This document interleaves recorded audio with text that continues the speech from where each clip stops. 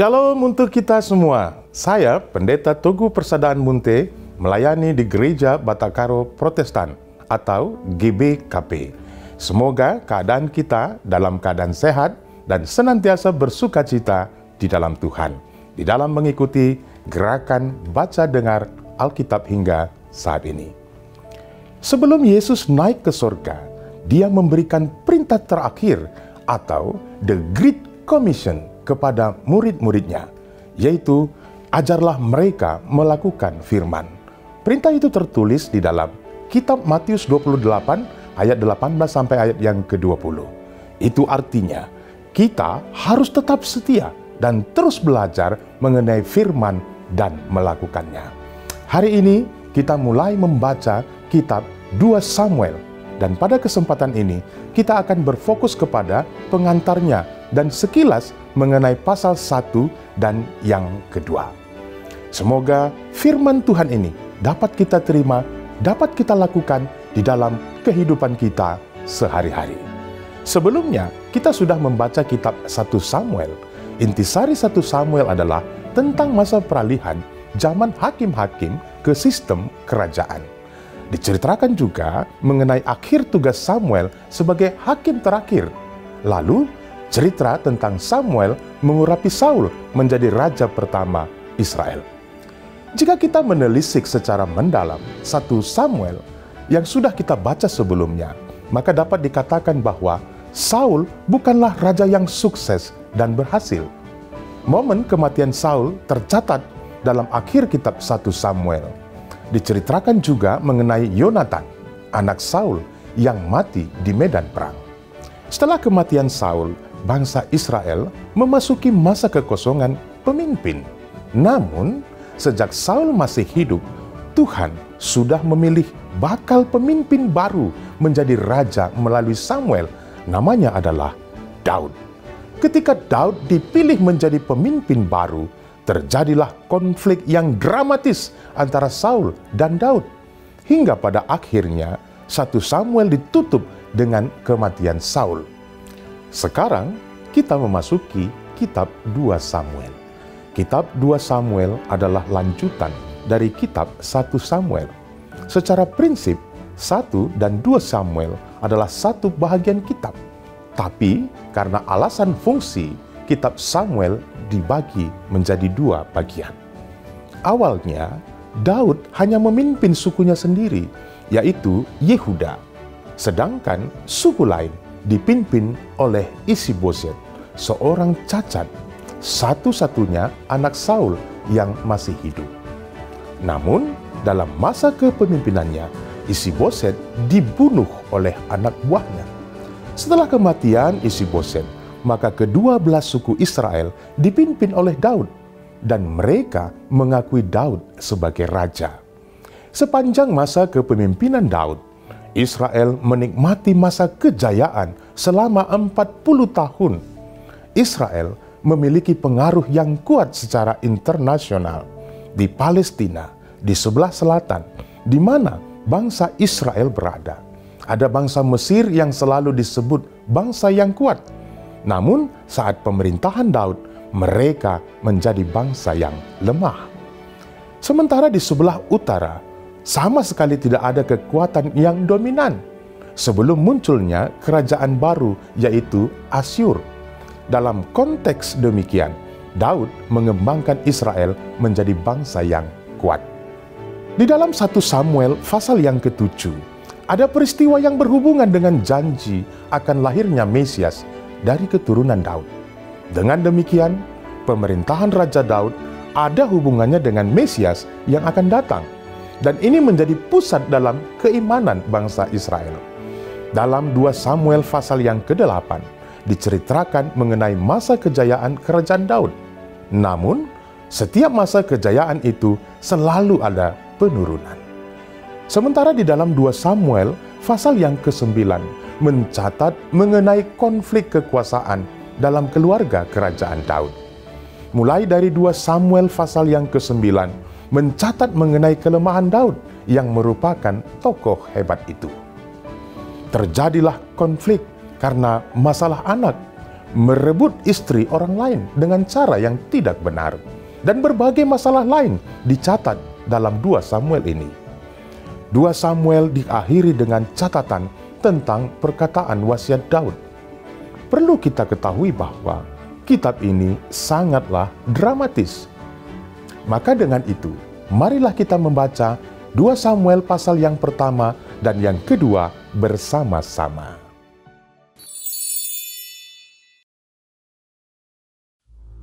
Setelah Saul mati, dan ketika Daud kembali sesudah memukul kalah orang Amalek dan tinggal 2 hari di Siklag, maka datanglah pada hari ketiga seorang dari tentara dari pihak Saul dengan pakaian terkoyak-koyak dan tanah di atas kepala.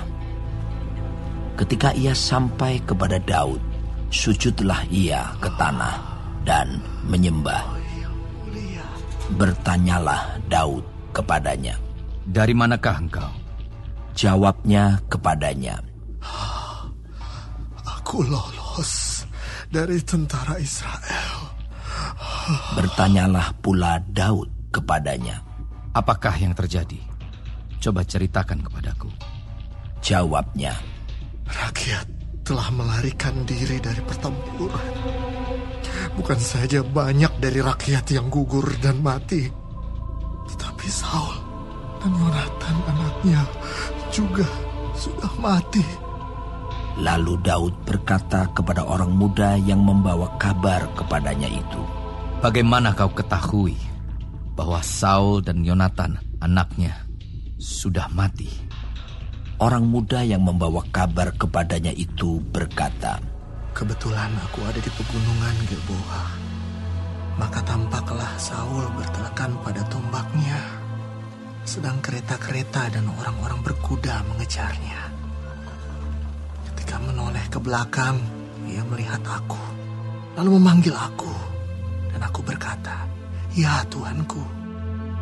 Ia bertanya kepadaku, 'Siapakah engkau?' Jawabku kepadanya, 'Aku seorang Amalek.' Lalu katanya kepadaku, 'Datanglah kemari dan bunuhlah aku, sebab kekejangan telah menyerang aku, tetapi aku masih bernyawa.' Aku datang ke dekatnya dan membunuh dia, sebab aku tahu ia tidak dapat hidup terus setelah jatuh. Aku mengambil jejamang yang ada di kepalanya dan gelang yang ada pada lengannya, dan inilah dia. Aku bawa kepada Tuanku." Lalu Daud memegang pakaiannya dan mengoyakkannya. Dan semua orang yang bersama-sama dengan dia berbuat demikian juga. Dan mereka meratap, menangis, dan berpuasa sampai matahari terbenam karena Saul, karena Yonatan anaknya, karena umat Tuhan, dan karena kaum Israel, sebab mereka telah gugur oleh pedang. Kemudian bertanyalah Daud kepada orang muda yang membawa kabar itu kepadanya, "Asalmu dari mana?" Jawabnya, "Aku ini anak perantau, orang Amalek." Kemudian berkatalah Daud kepadanya, "Bagaimana? Tidakkah engkau segan mengangkat tanganmu, memusnahkan orang yang diurapi Tuhan?" Lalu Daud memanggil salah seorang dari anak buahnya dan berkata, "Kemari, paranglah dia." Orang itu memarangnya sehingga mati. Dan Daud berkata kepadanya, "Kau tanggung sendiri darahmu, sebab mulutmu lah yang menjadi saksi menentang engkau, karena berkata, 'Aku telah membunuh orang yang diurapi Tuhan.'" Daud menyanyikan nyanyian ratapan ini karena Saul dan Yonatan anaknya. Dan ia memberi perintah untuk mengajarkan nyanyian ini kepada Bani Yehuda. Itu ada tertulis dalam kitab orang jujur. Kepermayanmu, hai Israel, mati terbunuh di bukit-bukitmu. betapa gugur para pahlawan.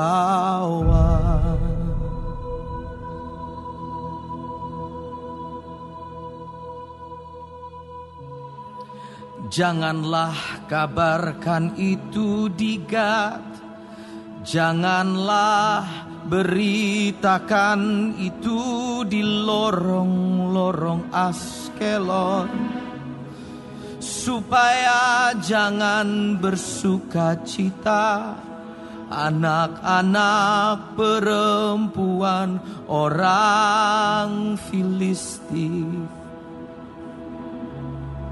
supaya jangan beria-ria anak-anak perempuan orang-orang yang tidak bersunat.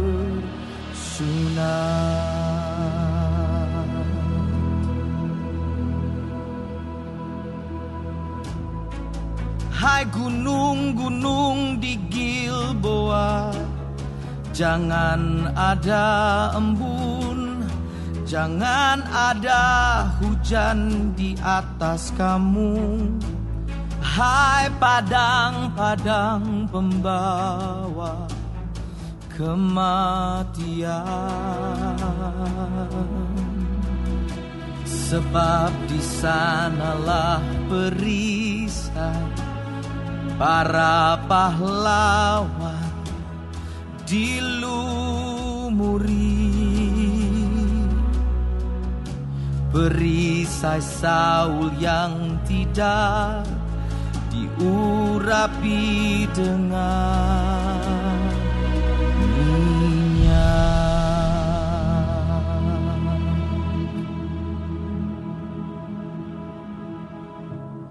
Tanpa darah orang-orang yang mati terbunuh, dan tanpa lemak para pahlawan, panah Yonatan tidak pernah berpaling pulang.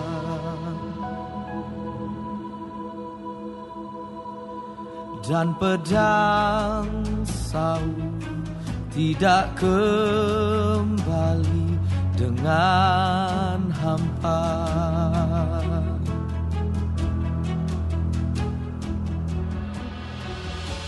Saul dan Yonatan, orang-orang yang dicintai dan yang ramah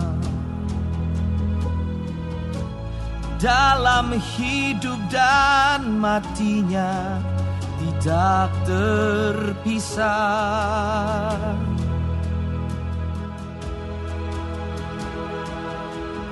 Mereka lebih cepat dari burung raja wali, mereka lebih kuat dari singa.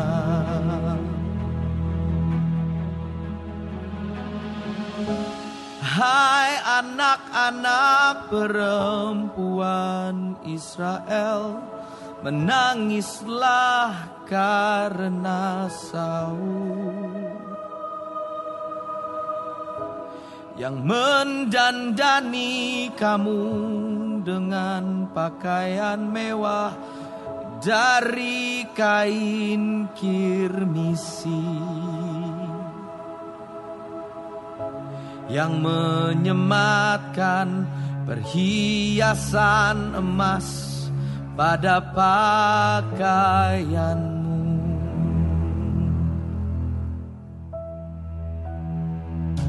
Betapa gugur para pahlawan di tengah-tengah pertempuran. Yonatan mati terbunuh di bukit-bukitmu.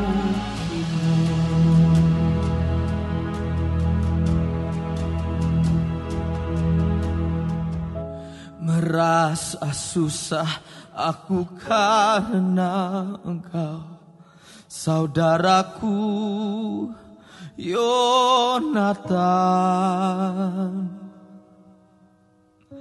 Engkau sangat ramah kepadaku.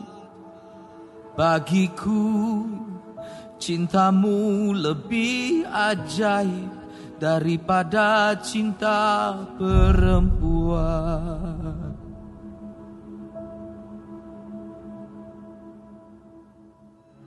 Betapa gugur para pahlawan dan musnah senjata-senjata perang.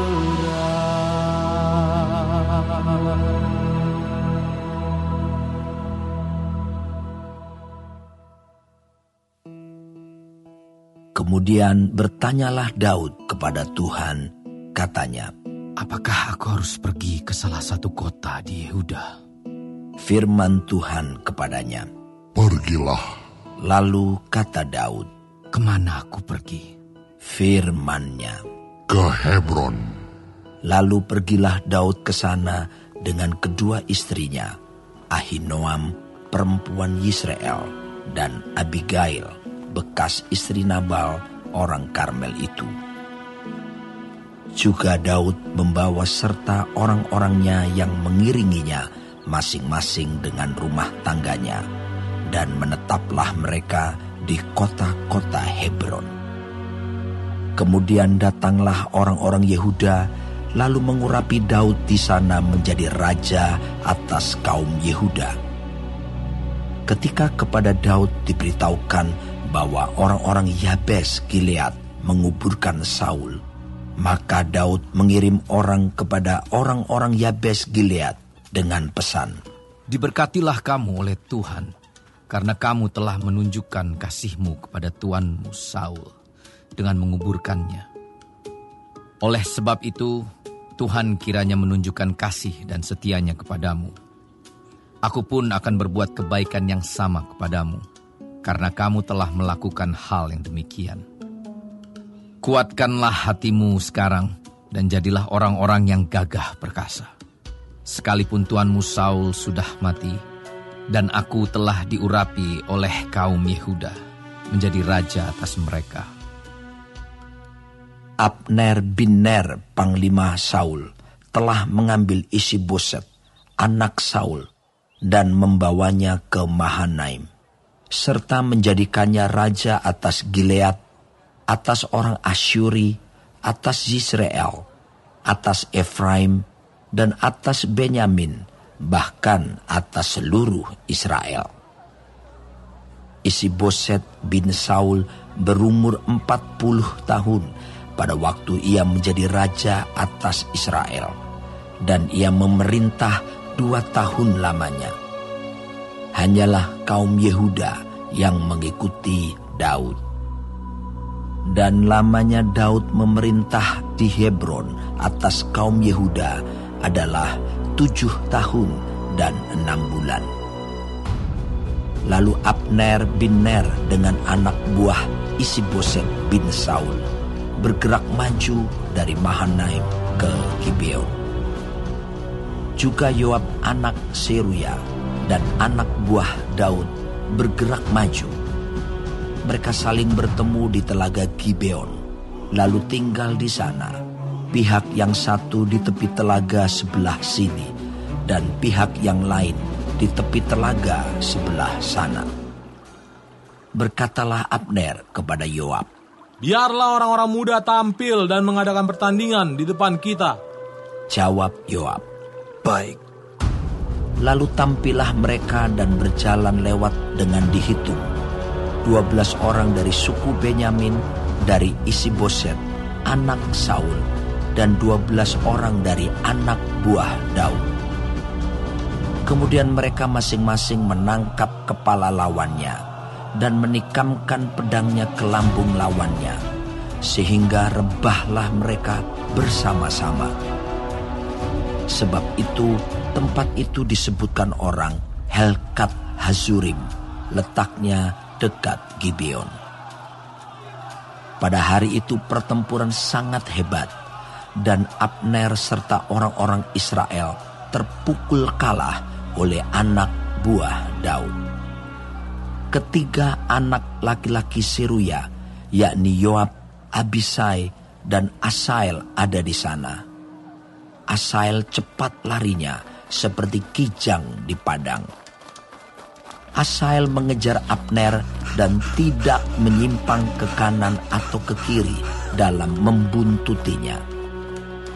Lalu Abner berpaling ke belakang dan bertanya, "Engkaukah itu Asael?" Jawabnya, "Ya, aku." Kemudian berkatalah Abner kepadanya, "Menyimpanglah ke kiri atau ke kanan. Tangkaplah salah seorang dari orang-orang muda itu dan ambillah senjatanya." Tetapi Asael tidak mau berhenti membuntuti Abner. Berkatalah sekali lagi Abner kepada Asael, "Berhentilah membuntuti aku. Apa aku harus memukul engkau sampai jatuh? Bagaimana aku dapat memandang muka Yoab, abangmu itu?" Tetapi Asael menolak berhenti. Lalu Abner menusuk ke belakang ke perut Asael dengan tombaknya, sehingga tombak itu menembus belakangnya. Dan rebahlah ia di sana dan mati di tempat itu juga. Semua orang yang datang ke tempat Asael rebah dan mati itu berhenti di sana. Tetapi Yoab dan Abisai mengejar Abner. Ketika matahari masuk dan mereka sampai ke dekat Bukit Ama yang ada di sebelah timur Giah, ke arah padang gurun Gibeon, berhimpunlah Bani Benyamin di belakang Abner menjadi satu gabungan dan bersiap-siap di puncak sebuah bukit. Berserulah Abner kepada Yoab, "Haruskah pedang makan terus-menerus? Tidak tahukah engkau bahwa kepahitan datang pada akhirnya? Berapa lama lagi engkau tidak mau mengatakan kepada rakyat itu supaya mereka berhenti memburu saudara-saudaranya?" Jawab Yoab, "Demi Allah yang hidup, sekiranya engkau berbicara tadi, maka tentulah sudah dari tadi pagi rakyat menarik diri dari memburu saudara-saudaranya." Lalu Yoab meniup sangkakala dan seluruh rakyat berhenti. Mereka tidak lagi mengejar orang Israel dan tidak berperang lagi.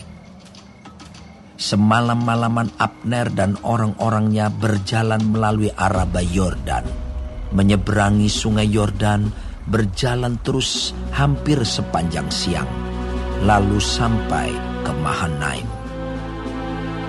Ketika Yoab berhenti memburu Abner dan menghimpunkan seluruh rakyat, ternyata 19 orang dari anak buah Daud hilang termasuk Asael. Tetapi anak buah Daud menewaskan dari suku Benyamin, dari orang-orang Abner, 360 orang. Mereka mengangkat mayat Asael dan menguburkannya di dalam kubur ayahnya yang di Betlehem. Kemudian berjalanlah Yoab dan orang-orangnya semalam-malaman itu dan sampai ke Hebron ketika hari sudah terang.